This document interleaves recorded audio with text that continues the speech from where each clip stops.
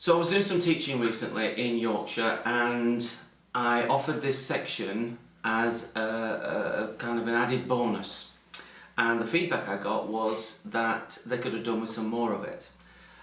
So this inner child work, it was offered as an added bonus because strictly speaking it's not really to do with addiction, but is applicable across general counselling. But as a response to the feedback, I wanted to do this more in-depth video, or it may even turn into a series of 3, but whichever, I want to offer it as a way of responding to the feedback. So I hope you enjoy it and I hope you get a lot from it.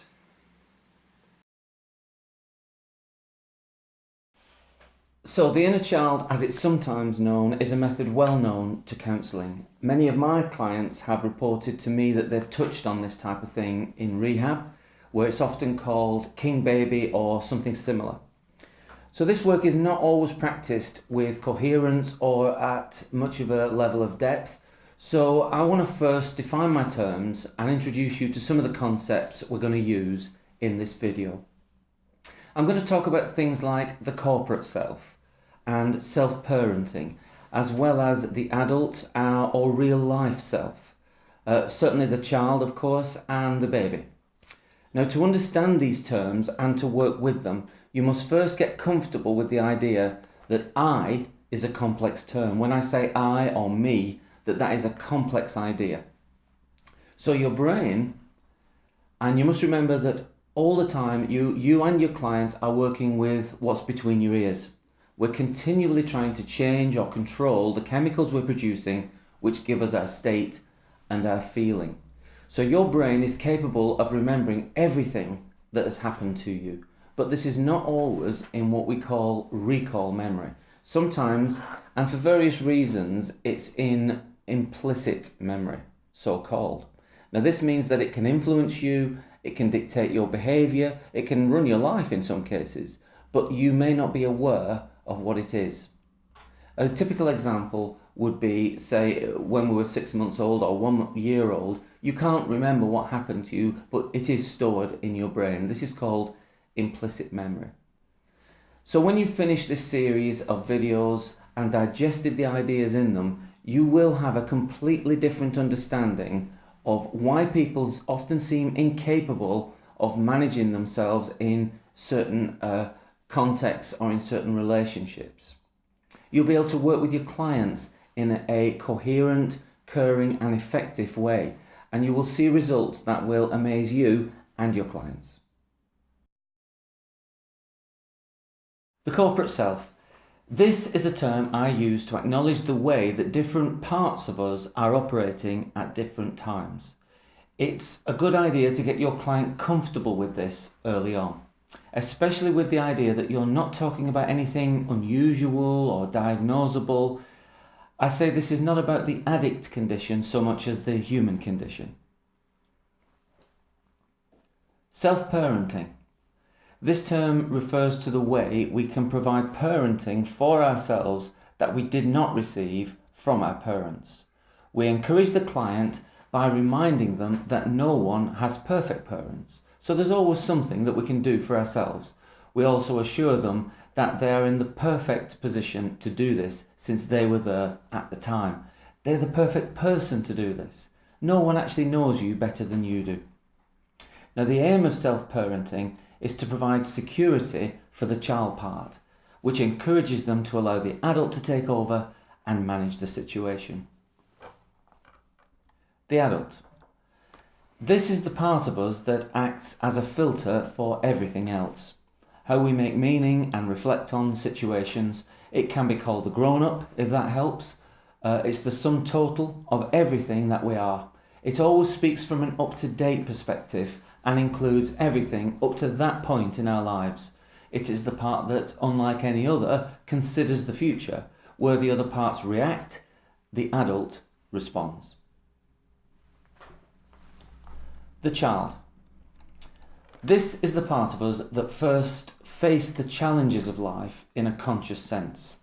First made decisions about how to react, how to deal with things. First encountered a sense of responsibility for some problem or situation. First started to build a sense of self.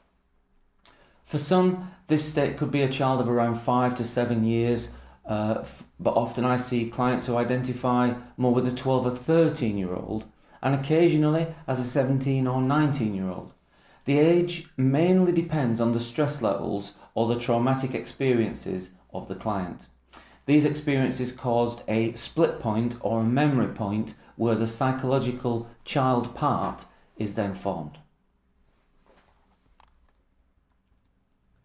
The baby. This is generally where implicit memory is most involved, as it is at this stage of development that we have no recall memory. Unlike the child who has developed something of a sense of self, the baby believes it is all self and so does not understand why they can't control it. Unlike the child part, the baby cannot be reasoned with. Unlike the child part, the baby is not so much about feelings as the typical fight, flight and freeze reactions. Triggering. This is the psychological call to action of our other parts.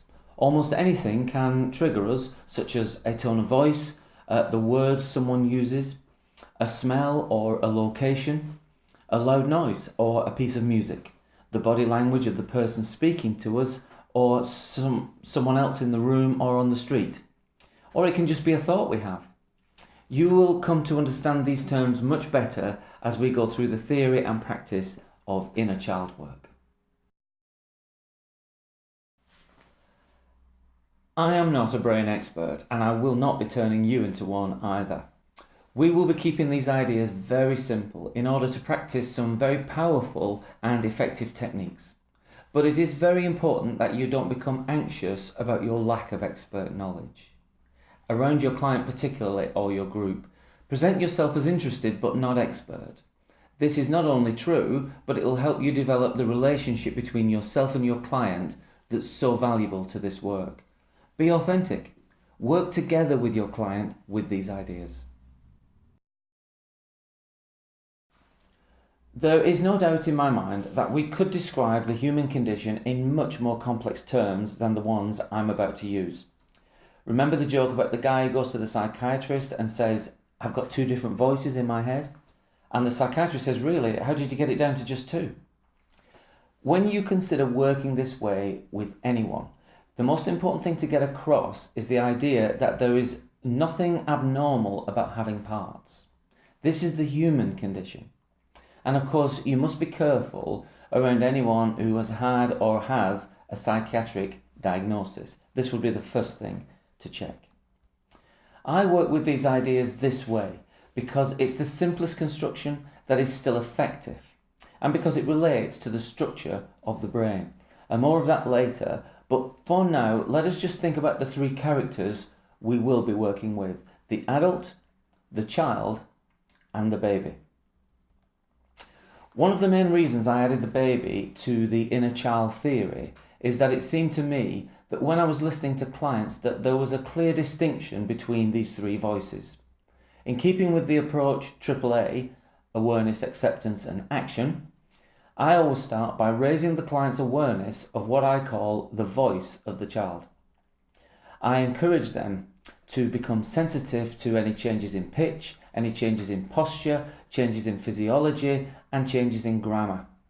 At the same time, I'm also raising awareness of what circumstances tend to trigger their child part. All these things help the client to recognize any triggering.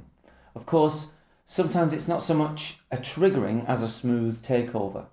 I believe that many of my clients spend extended times in a triggered state. The adult is the most easily recognized as it has all your wisdom, experience and knowledge right up to the present moment. The adult self is what trauma therapists sometimes refer to as your real life self. It's the filter through which everything else is understood, the headquarters where meaning is made and any reflective questions are asked and answered. Your other parts cannot reflect but turn up as reactions. The child is signified by emotionally based and regressive language. There's often a noticeably different tone in the voice, often higher pitched, but not always. The child's voice is often punctuated by typical regressive patterns of speech, such as nothing good ever happens to me, and you always say that, and I'll never be able to do this. The child developed strategies, conscious strategies, in the past based on self-reliance, emotion, and the need to do something now. Look for unsophisticated and radical solutions that have no long-term benefit. These often signify your child's approach. Remember, your child part was the first person that had to deal with your baby. The baby itself is distinct from the child, particularly in the absence of any ability to reason. Whereas the child's understanding will follow an emotional logic, the baby has no emotions as such, but rather functions on primeval notions of control and ownership. You may hear such things as, "I just saw red." The baby believes itself to be the boss of everything and will not understand or engage well with anything that contradicts this. The reactions will tend to be dramatic, including outright and often uncontrollable rage or inconsolable fear or sadness. The baby can often shut down as part of the freeze response. The main thing we must remember when working with the client's baby is that, unlike the child, they cannot be reasoned with.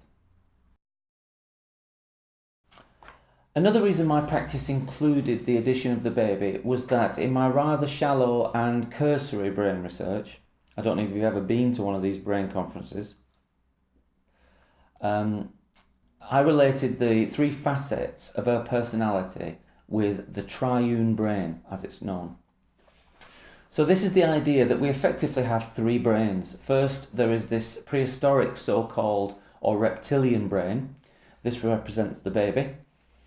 Then we have the mammalian brain. This is the child, as this is where all the feelings are. And finally, there is this neocortex, or the adult brain. This is where the moral centre and the ethical functions is, and so on. It seems clear to me that these three main components fit with the idea of the three stages of development and offer enough complexity to produce therapeutic practice and effective outcomes. Before looking at case examples, I want to first look at some of the general principles in closer detail. Again, I must stress that there are many ways of approaching this work, and there is some great instruction out there online and on YouTube, etc. I offer this method as my way of doing things, developed over many years working at the coalface with individuals and groups.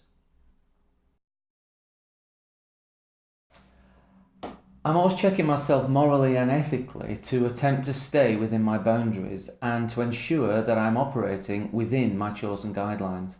Here are a couple that I would offer for your practice. Firstly, I work with the client, not against them. I avoid the hats of policeman, probation officer, prison warden, anything too authoritative.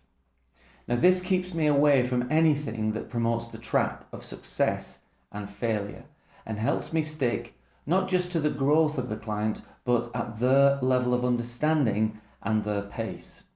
I attempt to get the client to make their aims conscious and always position the client in a self-determined place, encouraging them to see themselves as having agency and able to make choices. Even when those choices lead to painful and uncomfortable experiences, I remind them that comfort zones are often very uncomfortable. And I help them understand that they're doing something because they're getting something out of it. And I really try and stick to that principle.